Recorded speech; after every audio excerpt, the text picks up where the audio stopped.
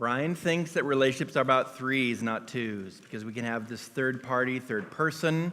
It's not always a person, though, right? It could be a career, an addiction, a hobby, a dream, a pet, whatever it might be, could be influencing the relationship between two people. The more we get involved in other people's distress, the more we experience the distress of that relationship. There are three different roles we can play. We can generate anxiety, we can amplify anxiety, and then we can dampen anxiety. Anxiety is passed around the triangle from person to person like a hot potato. And I think the triangles can be really helpful in families, but if we are only using triangles to resolve conflict, we're just shoveling snow around, right? We're not actually addressing the issue. We talked about our position in the triangle. You can be an outsider or an insider, and people who are insiders are trying to look for a third party to help stabilize what's going on, to offload some of their hot potatoes. And now we're going to talk about you need to put your thinking caps on for this next part, because this is definitely a different paradigm for understanding relationships than you've probably heard in other places.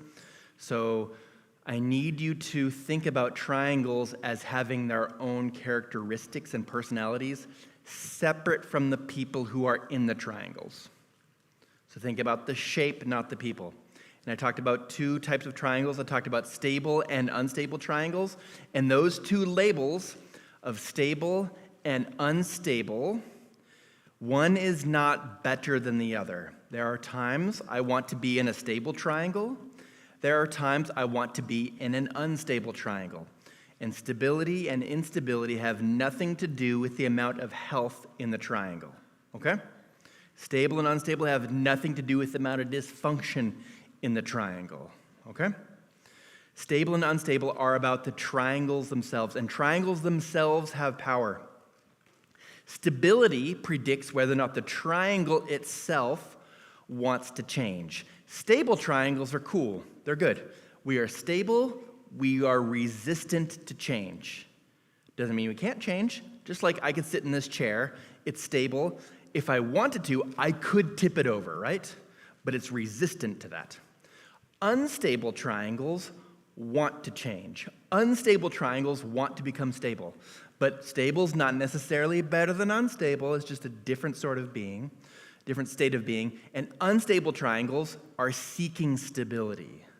So they're seeking change. I'm guessing we've sat in chairs before that kind of rock around a little bit or are more easy to tip over. Whoa, I got to make sure I'm sitting flat on the chair so I don't accidentally tip it over. That's why people apparently like to type on yoga balls, right? Because it's unstable, because it works their core, because unstable things are seeking stability. Okay, so don't look at this. That's supposed to be from this. Okay, do the labels of stable or unstable describe the amount of dysfunction in the triangle? No, totally separate. So don't let your brain confuse you. Oh, stable is better and unstable is not good. That is not the case. So words don't have meanings, they get meanings, and I'm trying to tell you that now, but I'm guessing I'll have to say those over and over and over, and we'll see what happens. Okay, so stable triangles are resistant to change. Stable and unstable triangles are trying to become stable. Unstable triangles are trying to change. So here are two types of stable triangles. And stable triangles are trying to stay the same. Here we go. Triangles that have no tension, that's a stable triangle. We all get along. And if you're a math person, triangles that have 0 or 2, so an even number of legs of the triangle that have tension, these are stable triangles. So this one over here is also a stable triangle. These two people have a common enemy. These two people have a common enemy up here. There's tension on 2 legs of the triangle. Unstable triangles want to change because they are unstable, and there are 2 types of unstable triangles. Here we go. If there's an odd number of legs of the triangle where there's tension, that means if there's a triangle with an odd number of legs of tension, this is an unstable triangle. So these are 2 unstable triangles. This one, nobody gets along with anyone else. And this one, these 2 people don't get along, and this third person is trying to mediate between these 2 people. And I promise we'll be going over this for the next hour. You can take pictures now, but we'll see this. And if I'm not a good teacher, I'm just going to use repetition like a hammer, over and over and over. Here we go. So here's another way to organize these triangles. On the top are the unstable triangles. On the bottom are the stable triangles. And stable isn't necessarily better than an unstable triangle. We're just talking about the characteristics of that triangle. And stable triangles want to stay the same. Good. And unstable triangles want to? Good. Oh, if you can get that, then I'll be done in like 5 minutes. So this is set up in this way so you can understand if we're down here and it's a stable triangle right here with a common enemy. If we want to get to here, we don't always do, but if we want to get to here, we usually have to go through this gate of instability. This doesn't automatically become like this. Usually you repair one leg of the triangle so it looks like this, and then maybe you'll change this leg of the triangle, but unstable triangles want to change, and they don't always want to change the way that you want them to. Sometimes this triangle might become like this, or become like this. We don't always control what happens in the triangle. We are not in control of other people. We're barely in control of ourselves on a good day, right? And we're talking about a triangle. We're talking about 3 different parties. We're not in control of them. Using the Bible as an example, so the book of Ruth, there are 3 characters in the book of Ruth, Naomi, Boaz, and Ruth. This is a stable triangle. We all get along. There's not tension here. And stable triangles want to stay the same. Oh, I love it. Good. Here's another stable triangle. So we have, from the book of Genesis, Abram, Sarai, and Hagar. This is a stable triangle right now in this part of the story in Genesis 16. What's happening is Abram and Sarah, they do not have any biological children of their own at this point in time. And Sarai's idea, hey, let's use my handmaid as a surrogate so that we can have some biological children. And at this point in time in the story, they all get along, and stable triangles want to stay the same. Oh, good. I love it. Exodus 20, another biblical story. So we have several characters here, and here's our first interlocking triangle situation. We have Jochebed, who's the biological mother of baby Moses, and the sister Miriam, and Pharaoh's daughter finds baby Moses in the reeds. And, let's go back one. So Pharaoh's daughter, baby Moses, and Miriam, this is a stable triangle. We bring in the mother, biological mother Jochebed, and all of a sudden we have 4 triangles here. We're going to start on the bottom left. Jochebed, Miriam, baby Moses. This is a stable triangle. Top left, we have Jochebed, Pharaoh's daughter, Miriam. This is a stable triangle. Top right, we have Jochebed, Pharaoh's daughter, baby Moses. That's a stable triangle. And the bottom right, Pharaoh's daughter, baby Moses, Miriam. There are 4 interlocking triangles here. Do we see them? Good. They are all stable triangles. No bond is stronger than 2 coworkers who hate the same person. So we have these 2 squirrels eating a nut, having a snack, talking about their coworker, and we both agree we do not like this no coworker, right? This is also a stable triangle. These 2 people get along, they have a common enemy. This is a stable triangle. We all know where we stand. Me, when someone starts throwing shade at a person I don't like, oh, tell me more. Because I'm in agreement with them. Tell me more about the president that I don't like. Tell me more about the senator I don't like. Tell me more about that baseball team I don't like. I want to hear about this. We're on the same side. I'm a Seahawks fan. So, because of what's happened through the ages, I am never going to be a fan of the Patriots, ever. And I'm always going to be for whoever is playing for the Patriots that week. This is a stable triangle and will never leave, will never change at all my whole lifetime. So we have a common enemy, myself, the Seahawks, and whoever's playing the Patriots. This is a stable triangle. Genesis 3:15, and I will put enmity between you and the woman, between her seed and your seed. God is saying to Adam and Eve about the relationship with Satan. He's saying, I'm going to put enmity between you and the woman, because as God set this up, this is a stable triangle where we have a common enemy. So he set this up as a stable triangle, but let's notice there are people in the triangle, parties in the triangle, that might want to try and change that triangle, right? They might want to change the relationship between themselves and someone else, or change the relationship between 2 other people. So as it's set up, this triangle was stable, and stable triangles want to? Good. Doesn't mean they can't change, but they're resistant to it. Here's another situation. Maybe me and my best friend, we are in agreement that some of these things are bad. Workaholism, bad. Certain TV shows, bad. Certain hobbies, bad. Addictions, bad. If you're a fan of the Patriots, bad. Those sort of things are up here, right? So we're in agreement, me and my best friend are in agreement, this is a stable triangle. But this can sometimes change. Even those triangles are resistant to change, it doesn't mean that they will never change, just that they're resistant to it. With enough force, chairs can be tipped over, right? Okay. Here's an unstable triangle, and this is Bryan's least favorite kind of triangle to be in when I'm at the top. Really difficult when I'm trying to have a good relationship with this person and with this person, but these two are fighting. Very challenging situation to be in, because I just want us to all get along, and they are not cooperating with me, right? And the more I get involved and feel responsible for trying to get them to repair their relationship, the more I jump into it, the more likely I'm going to get muddy gloves. The more likely I'm going to go experience the distress of that relationship. So me and maybe two friends don't get along. Difficult situation.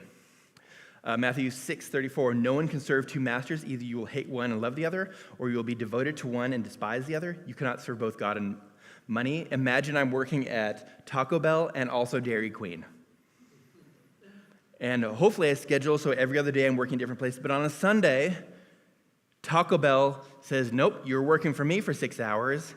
And someone got sick at Dairy Queen. Bryan, you're also working for me for 6 hours. Which one do I go to, right?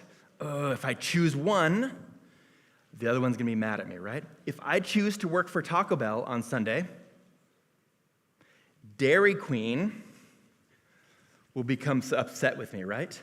But we need you to fill in, right? If I choose Dairy Queen, Taco Bell is going to say, hey, do you want us to fire you, right?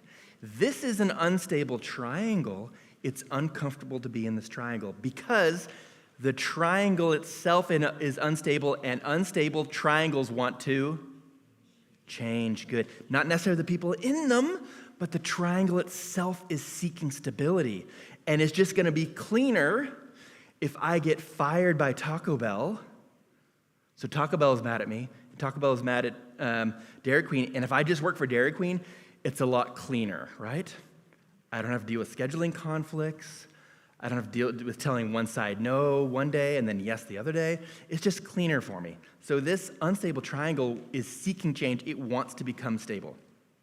So what might happen is me and my other friend, all of a sudden they change their relationship with these things that I didn't like. All of a sudden this becomes an unstable triangle. And I might put pressure on my friend. Hey, buddy, before you didn't like these things and now you're doing them, I'm not in support of that. And I'm trying to put pressure on him. And this other friend might say, you know what? I see you putting pressure on me. I don't like the pressure. Now I have a good relationship with these things, but not with you.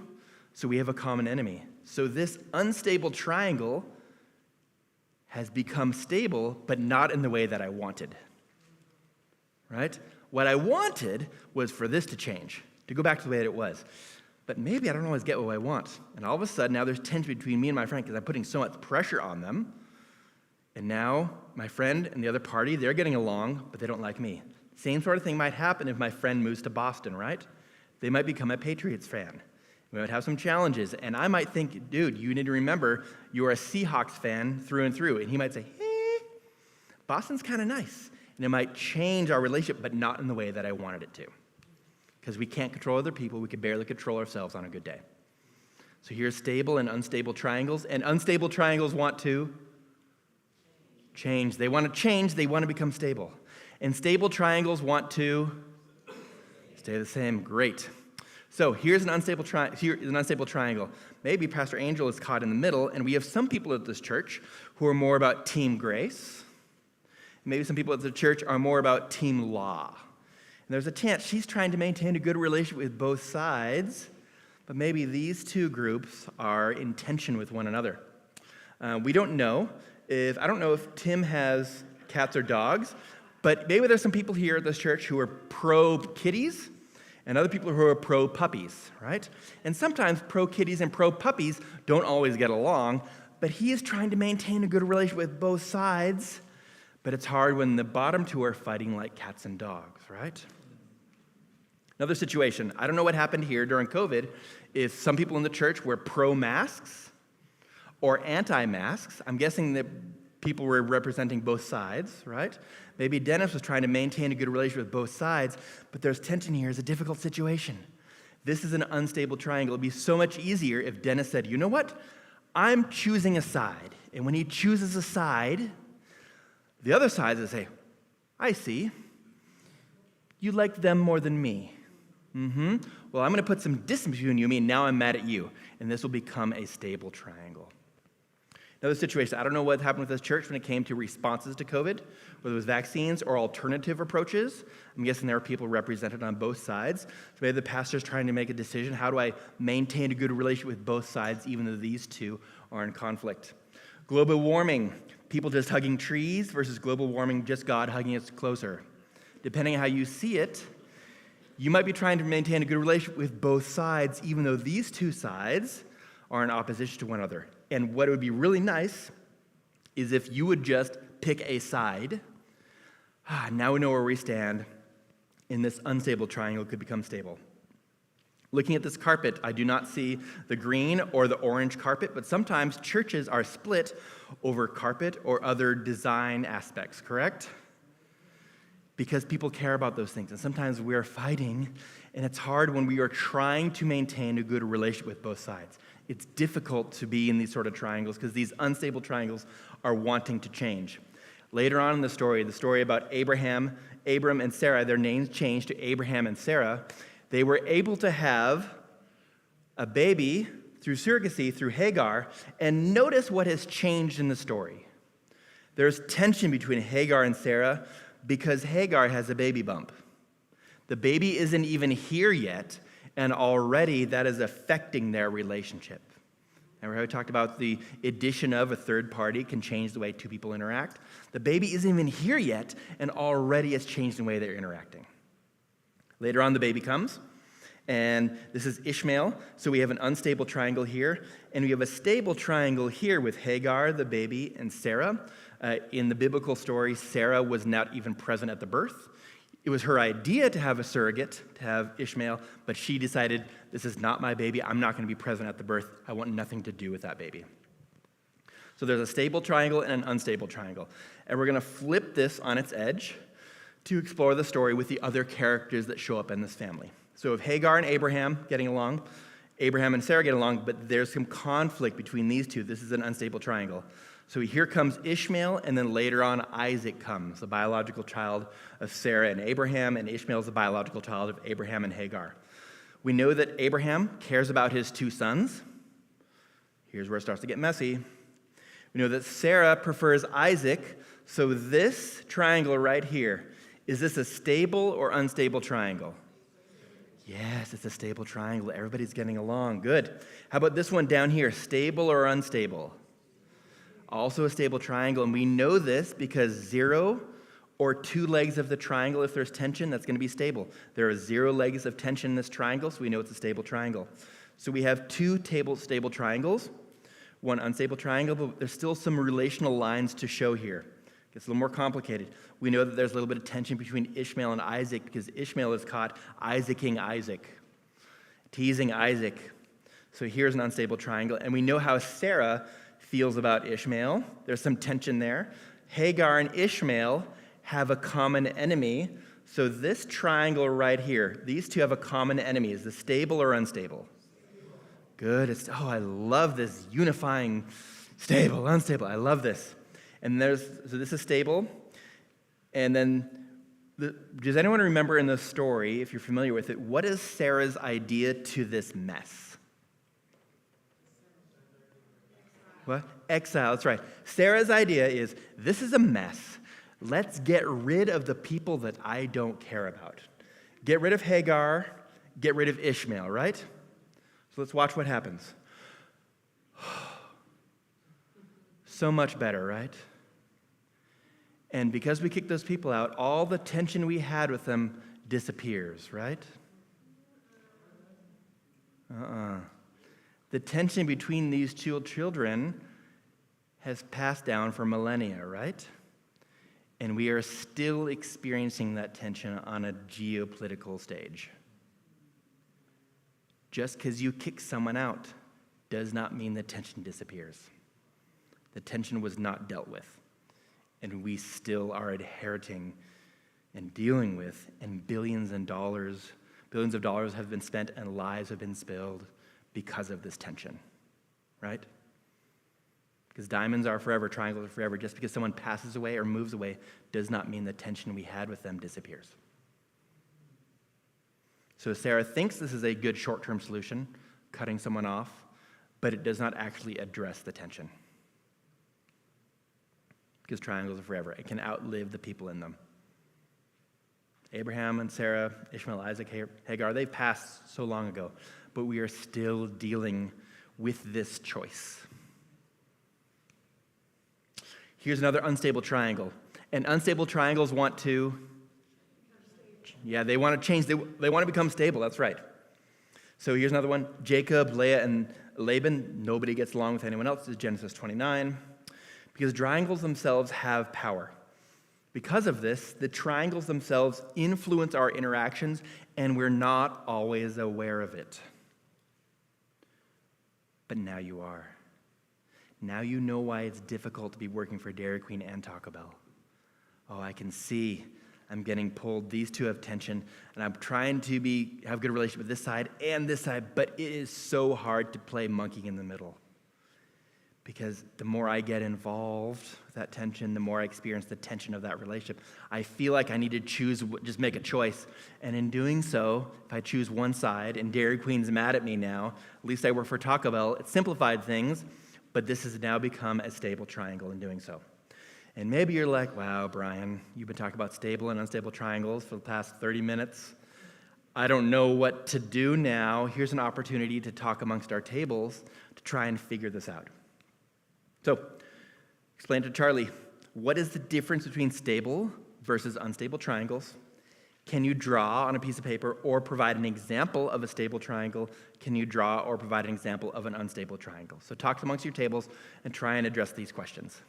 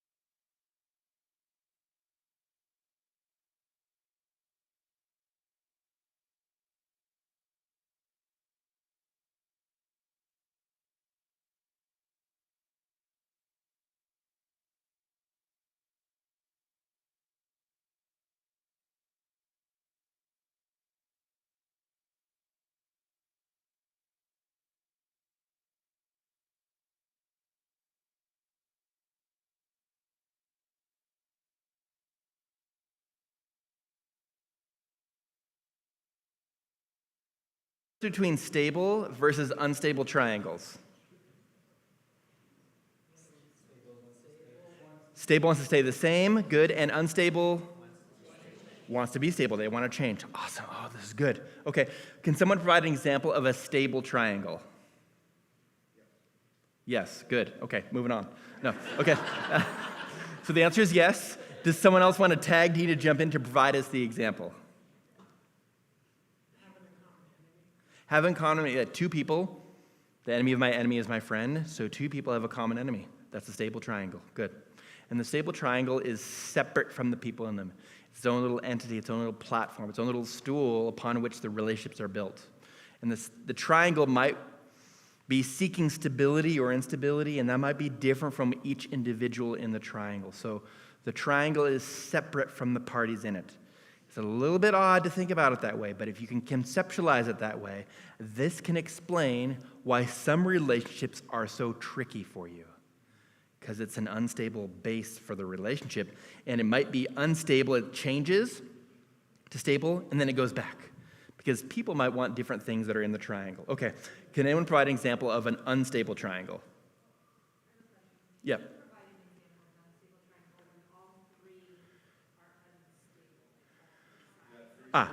Okay, so the triangle, we use the term stable and unstable, and then I'll talk about tension in the legs of the triangle. Let's do that.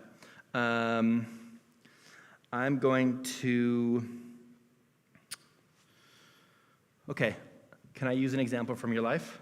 Can I try and make one up with you, me, and someone else? Is that all right? Okay, your husband, Tim. You, me, and Tim, we're all getting along, right? Let's say we're all getting along. We're all a stable triangle. There are 3 lines in the triangle. There's no tension between them. But I also go over to Tim's house once in a while to play games. And sometimes we stay up late, like 12 or 1, and maybe Danielle wants to go to sleep. And she's a little bit upset that Bryan comes over to play games. So there's some secret tension between me and her because I keep showing up. So now there's tension between me and her, but I get along with Tim. Thank you for coming in. And she gets along with Tim.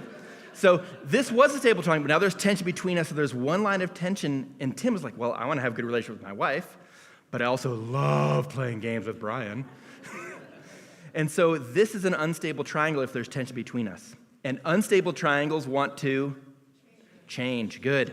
And so maybe she applies pressure to Tim. You're not going to do this. Hypothetical, right? And she's like, Tim, how come you keep opening our house to playing games every month, every single month? Can't I just have a month to myself with no board games? And he's like, whoa, why are you attacking me? All of a sudden, she's taking out some of her tension because of us onto Tim. And Tim's like, whoa, back up a little bit. And all of a sudden, now there's tension between her and Tim, right? Right? And now this is a stable triangle. And Tim's like, there's nothing wrong with me playing games. I'm like, yeah, there's nothing wrong with you playing games, right? So now we have a common enemy, right? Right? And then I come over and I'm like, oh, I love playing games. And you're like, Bryan, tone it down. But I love it. I love that you open our house.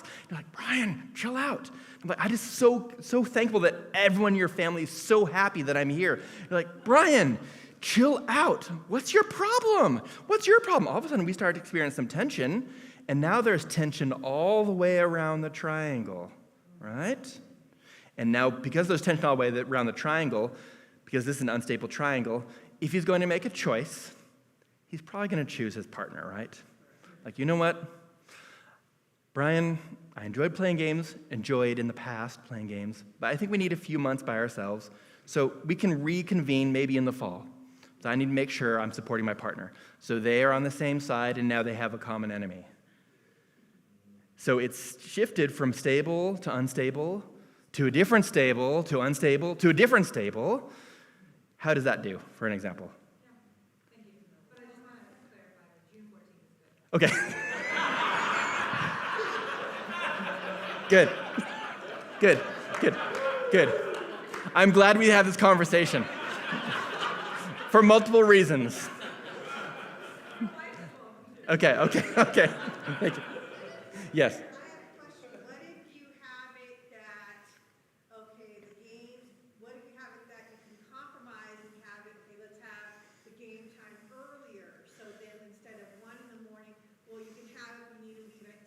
Mm-hmm. Something like that, not to keep it stable if both sides agree. If we can do that, then maybe she won't have as much tension with me, right? Maybe it's not the fact that Bryan come over because I regularly take a shower. It's not me that I'm coming over. It's how late we play. Like, I don't have a problem with Bryan coming. It's really more that he's coming and staying late. So we find a solution that works for us, and all of a sudden, we can get along a little bit better. And again, changing the triangle dynamics. So the triangle is separate from the people in it. It's composed of the people in it, but you think of it as a separate entity. Good. How are we feeling about this? Hopefully better. I'm feeling better about June 14. Okay. So here's the situation. There's a spouse with two friends. And this spouse loves to go and get cinnamon rolls with their two friends. Every single Monday, this spouse goes and has cinnamon roll conversation with their friends. It is so much fun. But something happened at the last birthday party. Friend A and friend B started to have some conflict.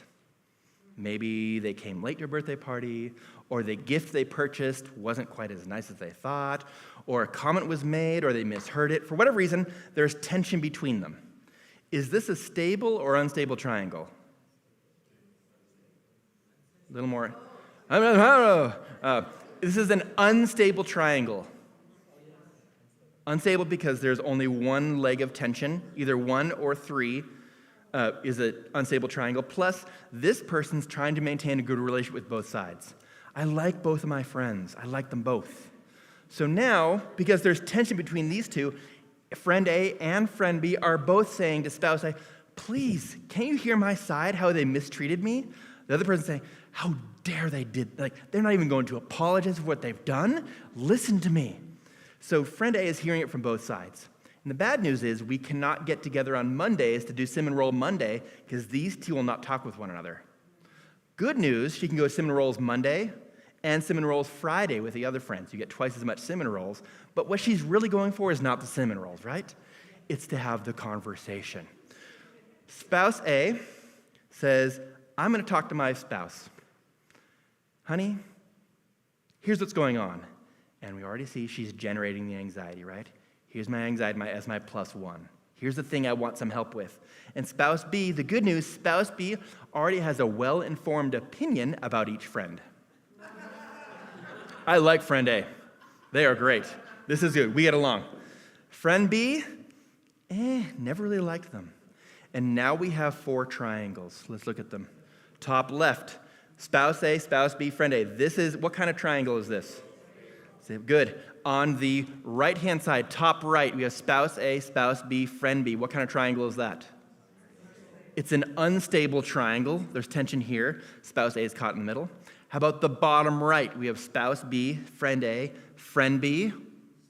It's a stable triangle, common enemy. And the bottom left, we have spouse A, friend B, friend A. Is this stable or unstable?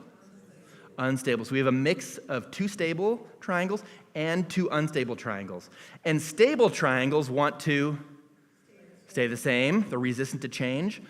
But unstable triangles want to change. So let's notice some of these legs on these triangles, one leg could be part of an unstable triangle. That same leg could be part of a stable triangle, right?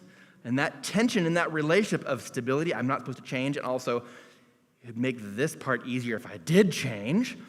That's what makes some of our relationships so challenging. So let's say these same spouses. Spouse A, spouse B, they experience some tension. How do we handle this? But we've already learned in triangles what happens is the best thing you can do when there's tension between you and your partner is go and talk with your parent about it. Is that right? So they go and talk with their parent about it, and parent of B says, oh, that person should not treat my baby this way. Shame on them. Now there's tension. Is this stable or unstable?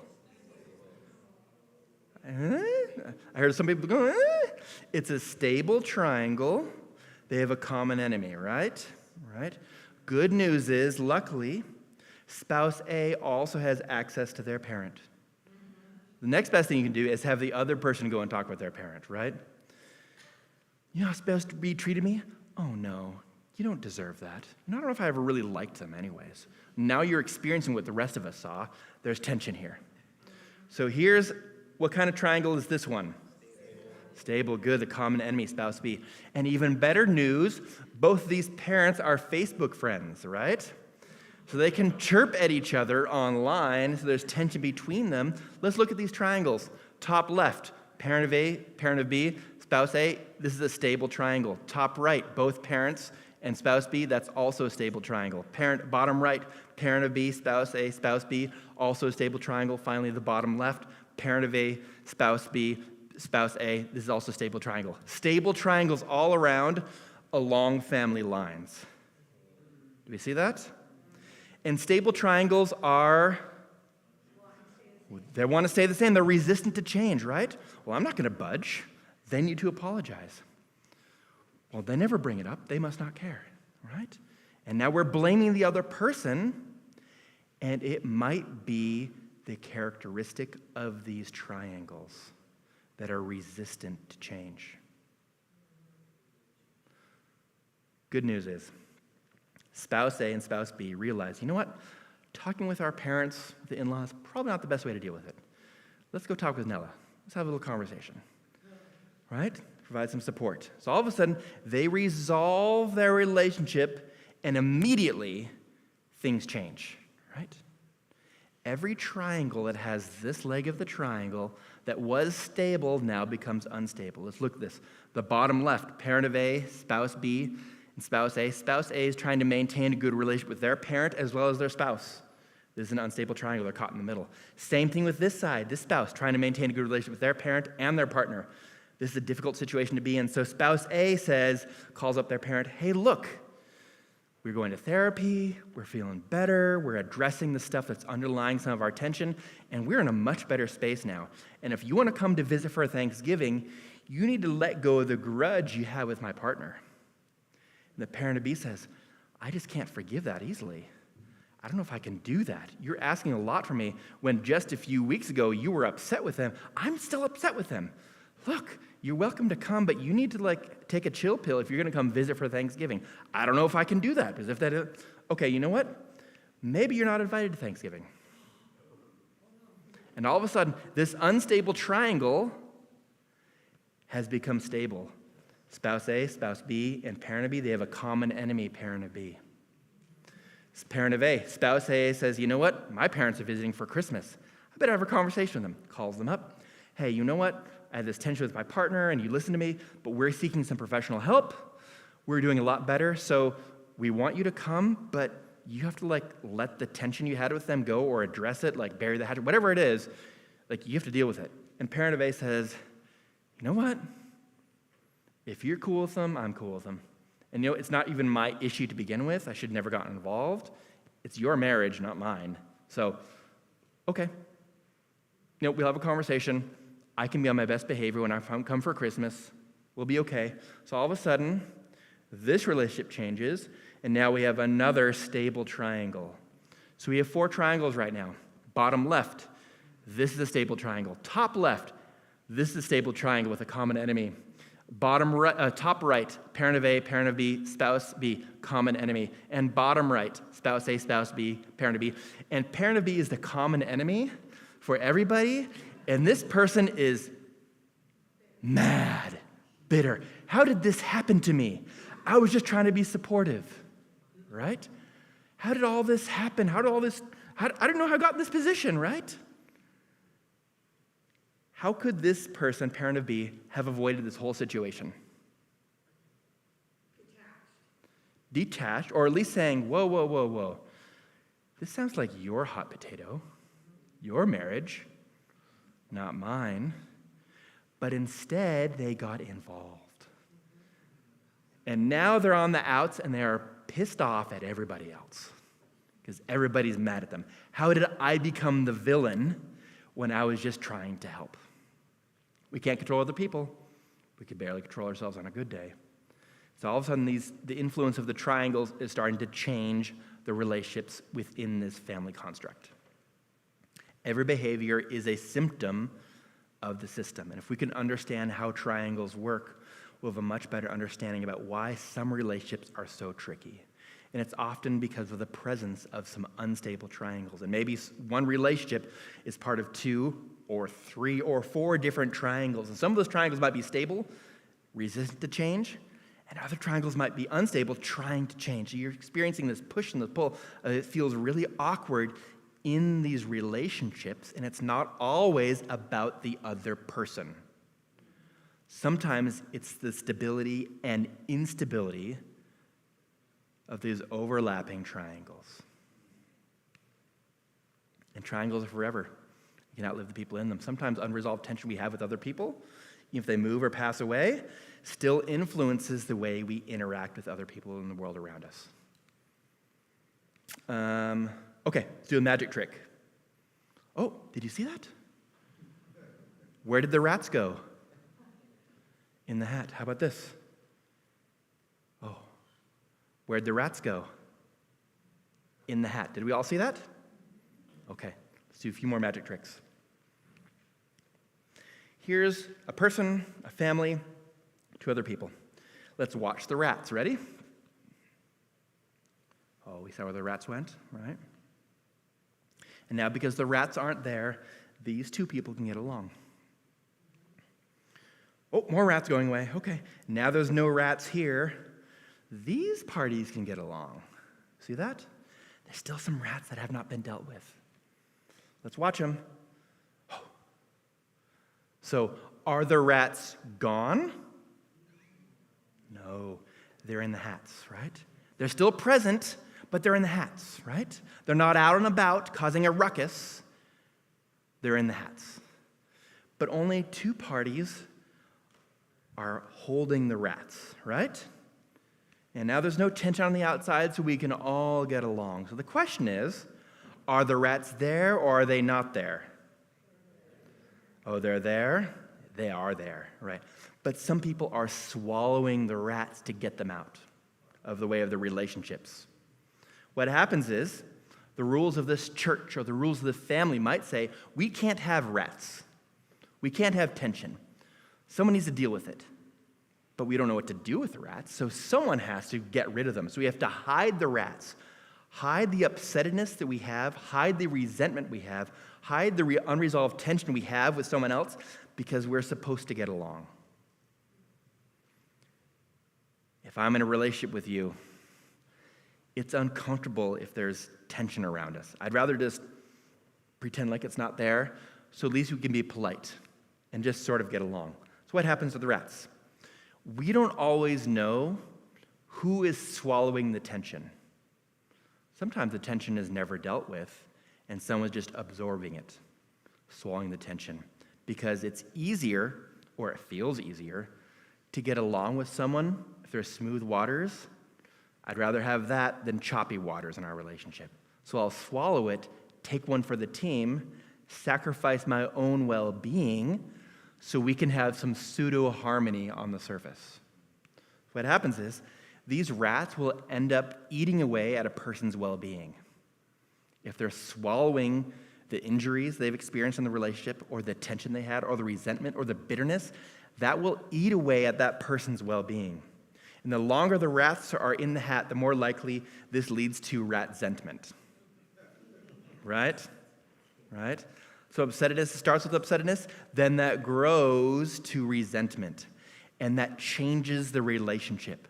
The rats have always been there, they have not been addressed, right? So people who choose or who are forced to swallow the storm so they won't have choppy waters in their relationships, what happens is they are sacrificing their own well-being. So the internal storm is inside of their belly. It's not in the relationship, it's in the person's body physiologically. And that storm eats away at them like a nest of rats. So someone is paying the price for having unresolved tension. And instead of having it on the relationship, I'm going to swallow it so we can get along. The rats are still there. Someone has just swallowed the storm. So oftentimes it's some sort of violated values that somebody has. Some value has been violated and not been repaired, not been addressed. And that changes the way we interact with other people. So what's the result of this whole situation? What happens is there are thin, surface-level relationships, not deep connection. Because if we had deep connection, these rats might come out. And my job is to keep the rats in my hat so we can be calmer on the surface with you so we can get along. So I'm sacrificing my own well-being and the depth of real connection. We have to deal with these rats. Otherwise, somebody ends up paying the price. So there's two people here. They're getting along. These two people, there's tension.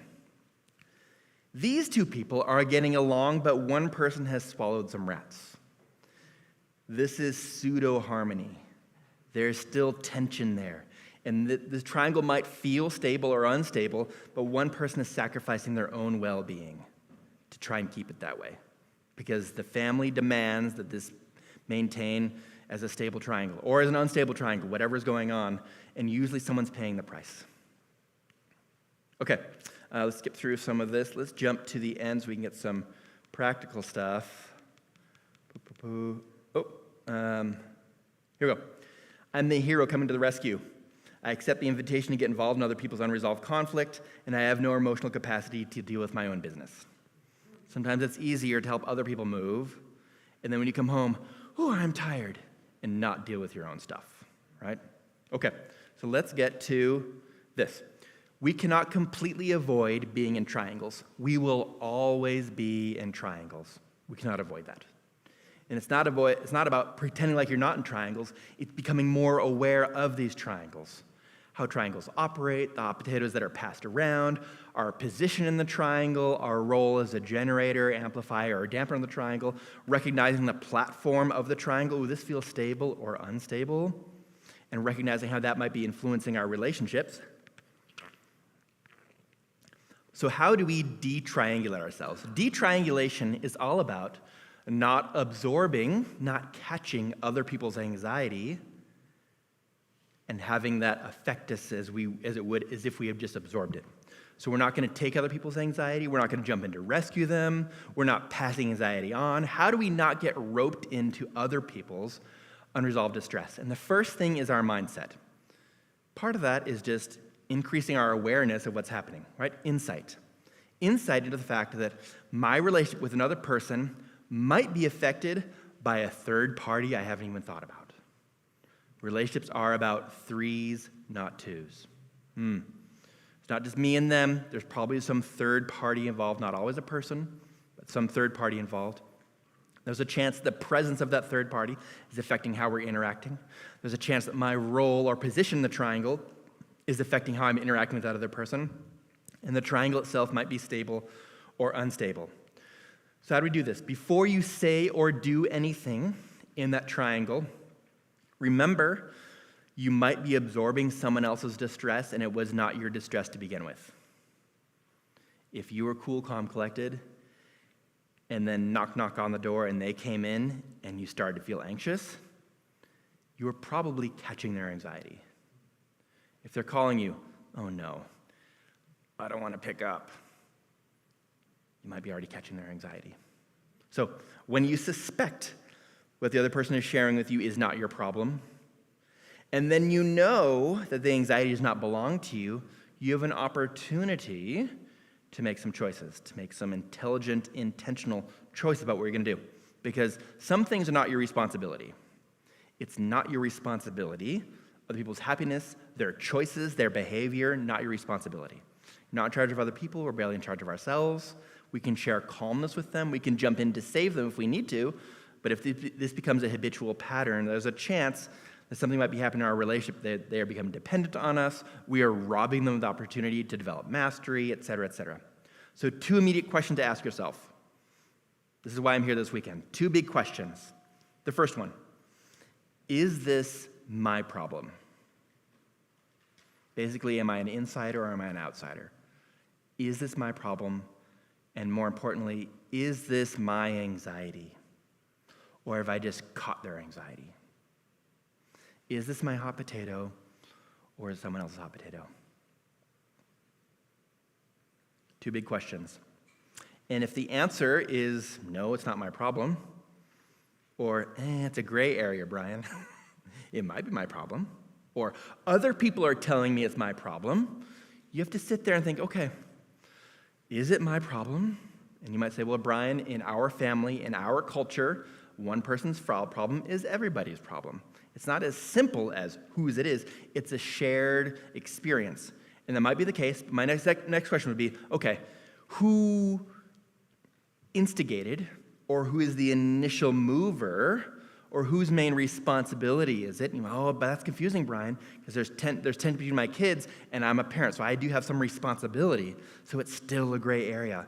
But even just thinking about this is putting you in the right mindset. Trying to decide whose tension is, whose anxiety. Is it mine or theirs? Whose problem is it, mine or theirs? Often, if you can recognize, it's their anxiety, but I'm catching it, then you say, okay, I'm catching their anxiety. I don't want to amplify that. Because anxiety can spread from person to person, but calmness can also spread, right? Two important tasks to do. The first one, draw out the triangle. Draw it out on a piece of paper. I do this on a regular basis with my family and my friends when I'm trying to figure out what's going on. Draw the triangle. Notice who's in the triangle. Identify if the triangle is stable or unstable. Think about the positions in the triangle and the roles in the triangle. Draw the whole thing out, because those tricky relationships, you will probably experience those relationships over and over and over until something changes. So if they're tricky, you know you have to deal with them again, right? So draw out the triangle and come up with a lesson plan.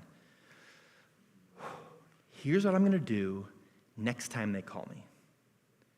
Here's what I'm going to do next time they saddle up to me and they ask for something from me and I feel myself getting irritated. Here's what I'm going to do next time I see something blasted on social media about my family and I want to rub my forehead and wish that I could do something different. Have a plan. So draw the triangle, come up with a lesson plan, and then you can intentionally do some things different. And here's what I'd recommend. Setting boundaries in a clear way, not like a cold-hearted robot, but there's some subtle shifts in language that you can use to help you and the other person. So you want to move to the outside position. You want to be an anxiety dampener. And then when you open your mouth to speak, here are some boilerplate language or suggestions I'm going to offer you that you can hopefully use today or tomorrow or next week, next time you encounter these challenging situations. Here it is. From a neutral yet encouraging stance, you're going to use the word you. Either second person singular, so you singular, or you plural. You're going to use the word you. And you're going to say things like, wow, that's hard. So what are you going to do about it? Or, this is difficult, huh? All right, what do you think needs to happen next? You're listening. You're supportive.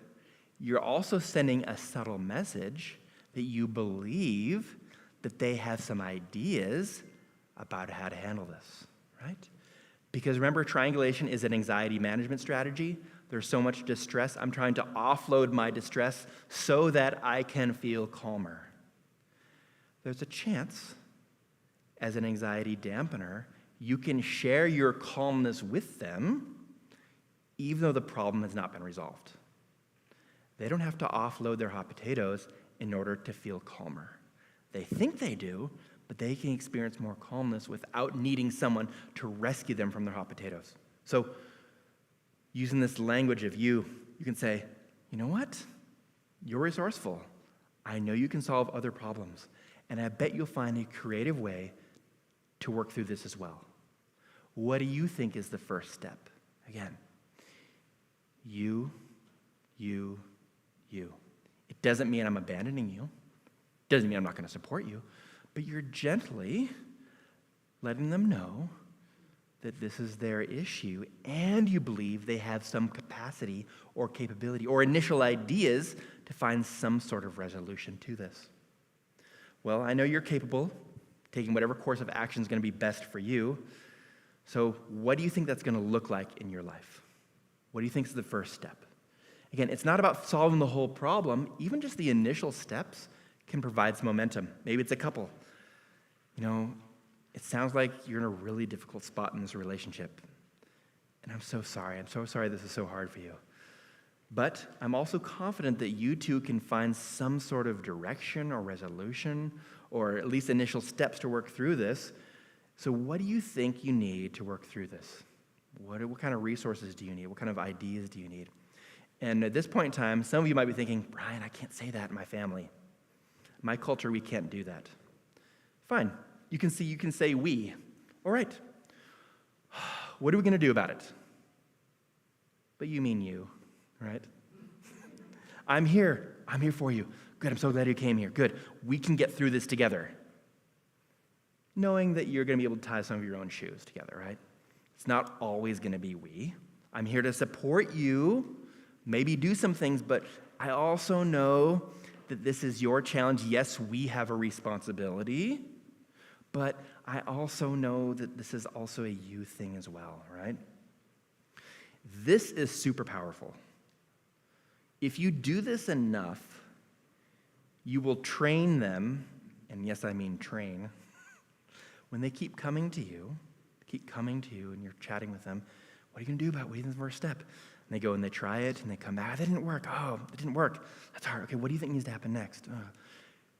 And so you let them do some trial and error, work through it. If you have some ideas, you can give some suggestions, but it's their responsibility. And the risk is, if you say, oh, I'm glad you came to me. I knew exactly what to do. I've been down this road before. It's easy. You A, B, and C. Done. You got this. And they go, and they fall flat on their face. Who are they going to be mad at? Yeah, they're mad at me because I gave them a solution, and it did not work, right? Well, I was just trying to help. Oh, great, now I made things worse. So you can still be supportive without jumping in to save them. Again, when it comes to issues of safety or well-being, this might be a little bit different, right? Right? There's some different things to consider here. But this is super powerful because eventually, if you continue to do this, someone's going to call you up, and before they even get to the connection, they're going to go, hold on a second. I might have an idea. Let me go try this. And they go do it, and then they call you, Bryan, guess what? I was going to call you, but I decided not to because I thought I had a solution. Now I'm getting some goosebumps, and it worked. I just want to let you know, and you're like, awesome, I know you could do it. Good, tell me more. And you're listening. And there might be a chance that you're like, Bryan, I've tried this. I've tried it so many times. I've tried it. You can do it. And like they keep coming to me. It's like they can't figure it out. And sometimes that happens. And then you might want to have a conversation like, let's notice the pattern that's happening. It seems like you keep coming to me with this. And I've tried to be supportive. Maybe I'm not being supportive enough. But it seems like we're still in the situation. Is that what's happening? Check and see what's going on. Yeah, it's still happening. I don't know if I'm the right person to support you in this. Have you thought about someone who might be a professional at this? Who actually knows how to do this? You keep on trying to build this barn, and it is not working. It is very clear that you are not a contractor. You don't know much about carpentry. You keep trying to build the barn, but it's not, I don't know how to use this example. I'm just pulling this out of my pocket. But it just not seem to be working right. I bet if we chatted with a professional, you, right? Have a professional, I bet you might be able to get the support that you need. What do you think about that? Again, it's their choice. It's not, you know what? I'm done with this. We are calling day-to-day. We're going to set up an appointment. You're not doing that, right? You're giving them an opportunity to take some initiative and develop mastery. They're not going to be able to tie their shoes the first time. There's going to be some trial and error. So if you're able to detriangulate yourself from the situation, then you can be aware of the push and the pull of these triangles. I see what's going on here. Maybe there's some sort of violated value at stake. They're upset about what's going on. They're spilling that onto me. I feel like I need to rescue them because that's the rules of my family, but I may not want to sacrifice my own well-being because the more they come to me, the more I get upset that I have to swallow these rats, but I don't like these rats, but I want to get along with you, but if I talk about how I'm so upset you keep coming towards me, I don't know what to do. So there's all this tension in the family. You're not in control of other people, barely control of ourselves on a good day. Okay, I'm going to handle this a little bit differently. And I'm going to make sure I live in accordance with my values, so I'm not jumping in to get muddy gloves. And when you resist getting pulled into their drama, you find you don't react to their anxiety. You're not catching their anxiety. Instead, you can respond in accordance with what's important to you. And maybe their well-being is important to you. Maybe you have aligned values with them. You still do not need to catch and absorb their anxiety. That's theirs. So for those of you who often have conversations with people who try and share their drama with you, imagine there's like a little basket in front of you, and your hands are like this, metaphorically. And when they're sharing with you, oh, that sounds hard. Boop. Oh, that's difficult. Oh, I'm so sorry. Boop. It's bouncing off your hands into the basket. You're not going to take that basket home with you because it's not yours. Boop, boop. Oh, this is so hard. I'm so sorry. And they might say, thank you so much for listening. Yeah, no problem. So what are you going to do about it, right? And when you're done with the conversation, you know it's not your issue, and you imagine them taking the basket home with them because it's not your basket, right? They're trying to offload the potatoes onto you. You do not have to take those hot potatoes home with you. So you can ask yourself, what might be the validated value behind this? What's really at stake here? And you can't be objective if you're caught in their distress. If you're catching their anxiety, it's more difficult to provide an outside perspective, which is probably the first reason they're coming to you for that. So remaining on the outside, remaining calm, is super powerful and provides a different way to respond in our triangles. Here we go. Bryan's been talking for a little bit. Let's chat with Charlie. These two things. What can I do to detriangulate myself from a challenging triangle? And two, how could the ability to detriangulate myself help my family or my church? So let's talk about it in these circles.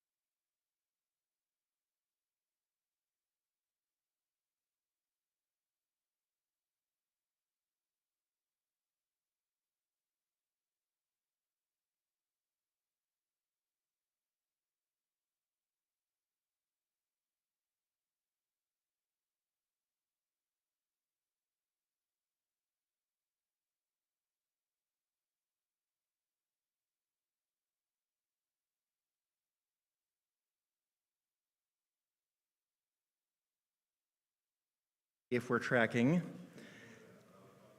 What can I do to de-triangulate myself from a challenging triangle? What are some things that I can do? Stay on the outside. Recognize your outside position, right? And when you recognize your outside position, that also helps you recognize, oh, is this my anxiety or someone else's anxiety? Is this my problem or their problem? Good. What's something else we can do to de-triangulate ourselves? What? Stop eating rats? That's a good suggestion, yeah. Stop eating rats, yeah. If you know you... Yeah, not putting the rats in the hat. If you know that in your family of origin you grow up and you are supposed to just swallow things and not bring them up, just recognize that there's going to be a price you end up paying physiologically in your body. So say, okay, I might need to lean against that. Instead of just swallowing the rat, saying stuff like, whoa, I didn't like that. If you're allowed to do that. So I might go, what? Why are they speaking up? Usually they're just swallowing the rats. So addressing the rats in a different way. Good. What else can we do to de-triangulate ourselves from these challenging situations? Check your motivation, yeah. Am I motivated because I want to help them, because I want to be a healer, I have a whole bunch of experience, and I want to feel good about myself? Or am I catching their anxiety, and I feel like I need to put out the fire because they poured gas on the fire, and now I need to do something about it? What's going on here? And there's a chance some of you might be saying, Bryan, I feel uncomfortable knowing that I have wisdom and knowledge, and you're saying I can't share it with them. You're saying you, but I know something that I can have that can help them. You're allowed to offer that. You know, here's something that might have worked for me in the past. I don't know if that would work for you. What do you think? What could work for you? Again, giving them an idea, but allowing them to take some agency and responsibility. Instead of, I know what you need to do, here is the solution, open up your mouth, let me feed you, let's see what happens, right? It's a little bit different approach, making sure you know this is their problem. But if you see it as your problem, you're going to jump in, roll up your sleeves, and get muddy, and then they might get mad at you for jumping in. And why is everyone mad at me? Oh, because I got involved in the first place, and maybe this is not what I wanted, but now I can't go back in time, and now I have this tricky situation. Good. Okay. How could this ability to de-triangulate myself help my family or my church?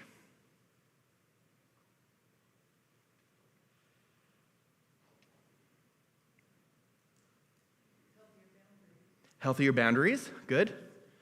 Maybe not just swallowing all the rats, good. More closer, intimate relationships. Maybe more real, deep, intimate, vulnerable opportunities for connection. Because when there's rats in the hat, it's hard to have the connection, because I know how you hurt me, but I'm not allowed to bring it up. We just have to keep the status quo, and it's polite, but it's pseudo-harmony. It's a little bit uncomfortable. So actually, we need to deal with these rats. It might look like, hey, thanks for coming over for lunch. I want to talk about something that's a little bit awkward for me, maybe for you, I don't know, but I have these rats in my hat, and you may not even know that they are there.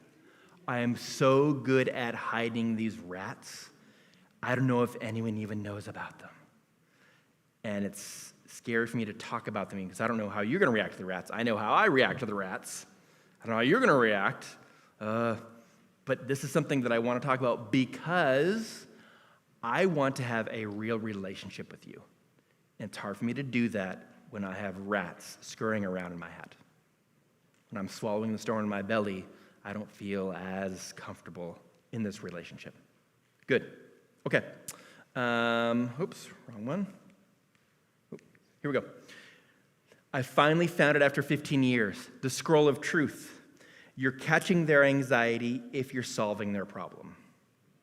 If you're already jumping in to solve their problem, you have probably already caught their anxiety. And if you recognize, wait a second, I'm tying her shoes for her. She's anxious, I'm anxious. I wish we would have gotten out here 5 minutes earlier to get her ready for school. We may not get to school 25 minutes early, or 7 minutes early, or even on time. Then you get to make a choice. What's more important, getting to school on time or being a calm parent to help her tie her shoes. This is a difficult parenting choice you have to make. And maybe the choice is, okay, tie your shoes, but tomorrow we are getting up 10 minutes early to get outside so we can calmly practice tying our shoes instead of tying our shoes in a rush, right? Nobody likes to be in the fishbowl being watched when you're doing something. Same thing with someone else. When they're doing something, if they come in a rush, it's way more difficult to do what you want to do. So, be a calming presence, an anxiety dampener. I'll be here to support you, provide some scaffolding. So what's the first thing you need to do? I need to make a bow. That's right. You do it on your shoe, and I'll do it on my shoe. All right, what's the next? What do you think needs to happen next? Got to go around. The bunny goes around the tree. Okay, let's try it out, right? We can be there to support them without doing it for them, unless they have specific support needs, and you can support them in that way. But you are not necessarily on call to come in and rescue them whenever they want a rescuer, right? What they want is to feel calmer. That's why they're doing this. And you can share your calmness with them before you even work with them on the problem. Some people aren't going to appreciate your growth because they liked it when you were smaller, more broken, therefore easier to control. God's plan for your life is overturning their agendas. And this, in my mind, is talking about if you make some changes in your relationships, some people might protest. They may not like this because they're expecting one thing. You've been doing this for decades, and now you do something different? Ooh, I don't know if I like this. Every behavior is a symptom of the system, and you have already been taught how you are supposed to handle my anxiety I'm trying to share with you. So they might protest, which they're allowed to protest, right? But that's just them amplifying, right, the anxiety. You don't have to catch it. You can be an anxiety dampener. You can share your calmness with them, even as they get more upset, right? Just like a good parenting strategy, as kids get louder, you get softer, right? If they get more animated, you can be more cool, calm, collected. You can share your anxiety with them without solving their problem. If you want to give feedback, you can use this QR code. I'm open to feedback if you want to give suggestions about your experience here, talking about untangling relationships at the Heart and Mind Summit. I think we're out of time. It's 5:30. We're supposed to be done at 5:30. Is that correct? Okay. How do you want to end it?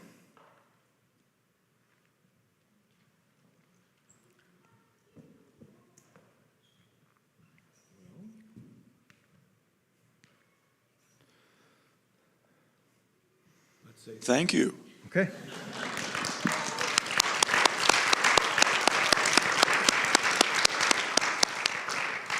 We really appreciate what you've shared, some really stimulating ideas and some really practical stuff. So great mix, right? And also to Angela and Nella and Dennis as well for the breakout groups. Oh, and for Angel for making sure the kiddos had stuff to do, right? And for Steve and Ebenezer for making sure we had sound and audio. And Mr. Cameraman. Okay, so when you leave out of here, I don't know, the kids had a lot of items like jackets and water bottles and stuff and different things. They're gonna all be in the elementary classroom. I don't know who belongs to who, so just make sure you check that classroom before you leave. Yeah, that's all.